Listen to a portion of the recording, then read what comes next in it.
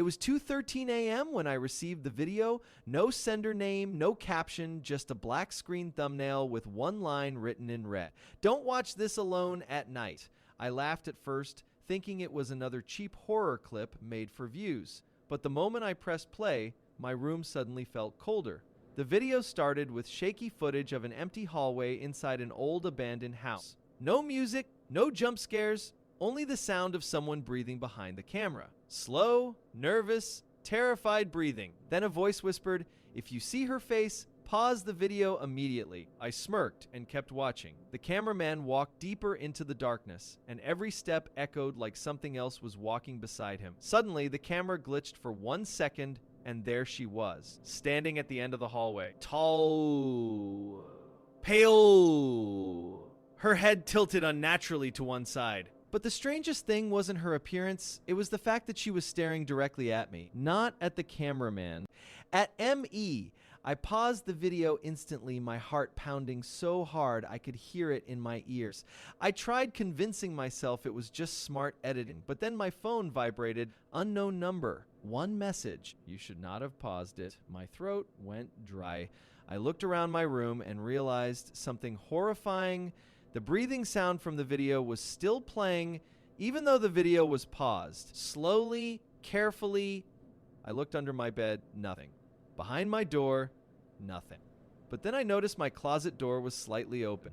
I swear, I had closed it before watching the video. The breathing became louder, closer. My hands trembled as I walked toward the closet. Every instinct screamed at me to run, but I couldn't move away. It felt like something was pulling me closer. Then my phone lit up again. Another message. She likes when people watch alone. At that exact moment, the closet door creaked open by itself. Inside was complete darkness, darker than normal darkness, like a void swall, owing the light around it. And from that darkness, I heard the same whisper from the video. You saw my face. My entire body froze. A cold hand touched my shoulder. I turned around slowly, and my phone screen suddenly cracked on its own. The paused video began playing again automatically. But this time, the woman in the hallway wasn't standing far away anymore. She was right in front of the camera, smiling. And behind her, hanging from the ceiling, was a body. My body. The screen went black. Then one final sentence appeared. Now send this video to someone else before she reaches you. Ever since that night, I haven't slept properly. Every night at exactly 2:13 a.m., I hear breathing outside my bedroom door. Slow. Nervous. Terrified breathing, waiting for me to open it. I tried ignoring it for days, pretending that night never happened. I deleted the video, blocked the unknown number, even changed my phone, but somehow it followed me. Every night at exactly 2:13 a.m., the same thing happens. Ned, first came the breathing outside my door, then 3 slow knocks, tap, tap, tap. The terrifying part was that no matter how fast I opened the door, the hallway outside was always empty. But on the 4th night, something changed.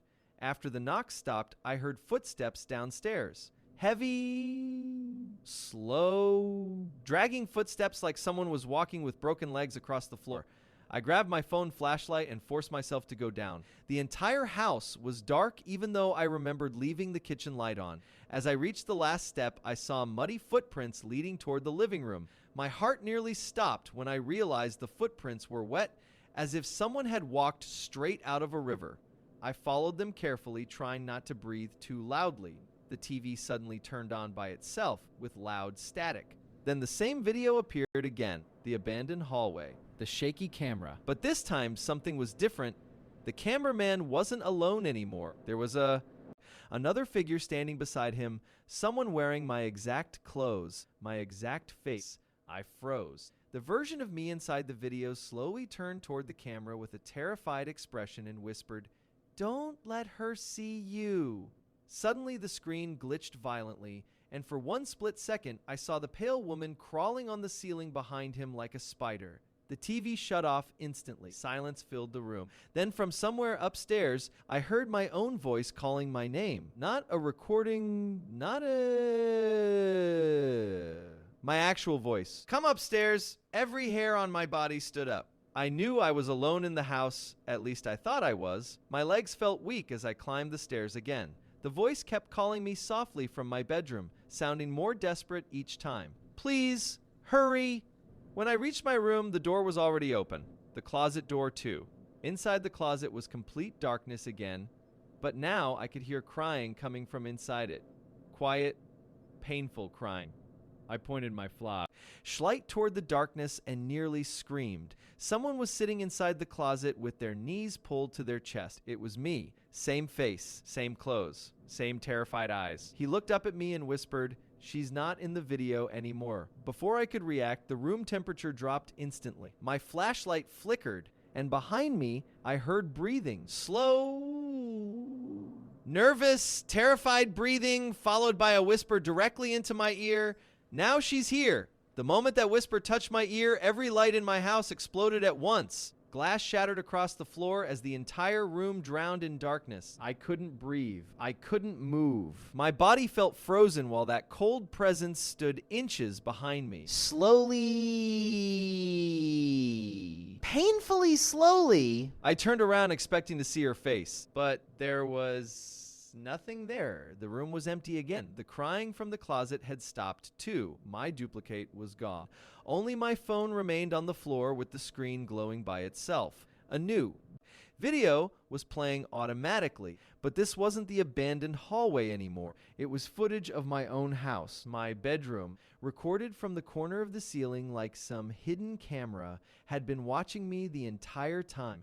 I watched in horror as the video showed me standing exactly where I was now, staring into the darkness. Then, behind the version of me in the recording, she appeared, crawling slowly out from under my bed with twisted limbs bending in impossible directions. My stomach dropped because in real life, I was standing in the same spot and my bed was directly behind me. I didn't want to look. Every instinct screamed not to look. But the video kept playing. The creature crawled closer to the other me, her mouth stretching wider and wider until it looked unnatural, like her jaw was breaking apart. Then the version of me on screen suddenly whispered, "She only moves when you blink." My eyes widened in terror. Without thinking, I squeezed my eyes shut for 1 second and Stanley heard something move across the floor beside me at impossible speed. I opened my eyes. The room had changed. The walls looked darker, stained black like burnt skin. The air smelled rotten. And at the end of the room, she was standing there now, closer than before. Her pale face hidden behind long, wet hair, completely still. I tried backing away, but my legs hit the bed. The phone screen flickered again with another message appearing in red letters. "Do not let her touch you." My breathing became frantic. I couldn't even scream. Then she tilted her head slowly, and I heard bones crack inside her neck one by one.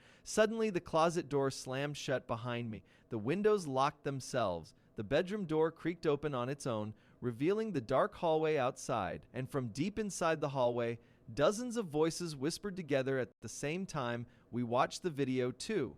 Tears filled my eyes as the woman suddenly took one slow step toward me, then another. Each move.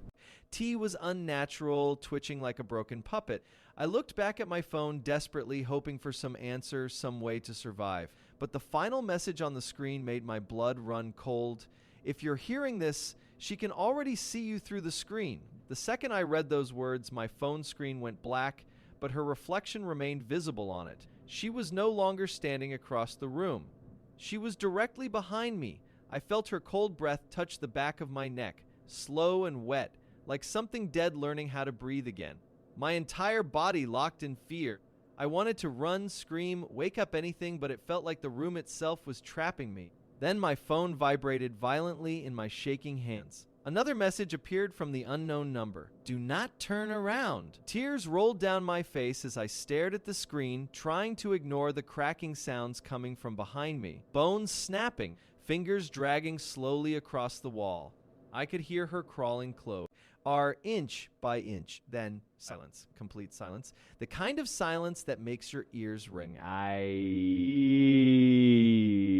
thought maybe she was gone until I noticed something horrifying. My shadow on the wall wasn't moving correctly anymore. I slowly lifted my hand, but the shadow moved seconds later. And beside my shadow, there was another one, taller, twisted, smiling. Suddenly, all the lights in the house turned back on at once. I spun around instantly, but the room was empty again. The woman was gone. My bedroom looked normal.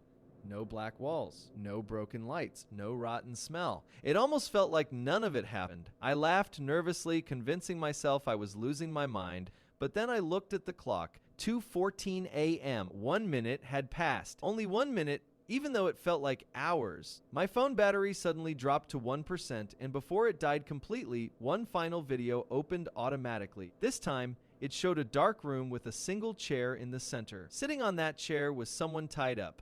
With ropes around their arms and mouth, the camera moved closer slowly, and my heart stopped. It was me. Blood covered my face. My eyes were wide open with terror. The tied-up version of me began shaking violently, trying to scream through the cloth in his mouth. Then the camera turned slightly toward the corner of the room, and she was there, standing unnaturally still in the darkness, watching him, watching me. Suddenly, the tied-up version of me looked directly into the camera and somehow whispered clearly, "She uses the screen as a door." The video glitched hard. Loud static screamed from the speaker, and for one terrifying frame, I saw thousands of faces inside the darkness behind her. Men, women, children, all staring silently as if trapped inside the video itself. My phone died completely after that. The room became quiet again. Too quiet. Then from downstairs, I heard the sound of my front door slowly opening. I live alone. Nobody should be there. But then I heard footsteps enter. Ring the house, barefoot footsteps, followed by a voice whispering softly from the darkness below, "You finally watched the whole thing."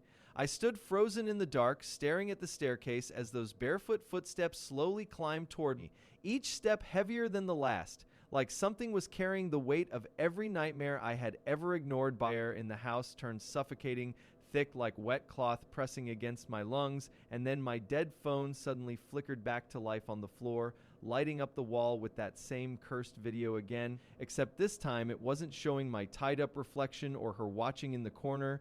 It was showing my exact position in real time, like the camera had become my eyes, and I realized with horror that whatever was on the screen was not a recording anymore. It was happening inside the video and inside my house at the same time. The footsteps stopped right outside my bedroom door, and a slow, deliberate knock echoed once, then twice, then a long dragging scratch across the wood, and a whisper came through that didn't sound like it was coming from outside anymore, but from inside my own head. "You opened it, you watched it, now you belong to it." And the doorknob began turning on its own, slowly, painfully, as if something was enjoying my fear. I backed away until my back hit the wall, my breathing breaking apart. And when the door finally creaked open, there was nothing there except darkness so deep it felt alive. But my phone screen suddenly showed her standing directly behind me again, smiling wider than humanly possible, and I understood the truth too late, that she was never inside the video was inside her. And every person who watches alone at night doesn't get haunted, they get recorded. The lights in my room went out completely, and in that final moment before everything disappeared, I heard her voice right beside my ear, calm and satisfied, saying, "Now it's your turn to be the video." Then the screen went black, but the recording didn't stop.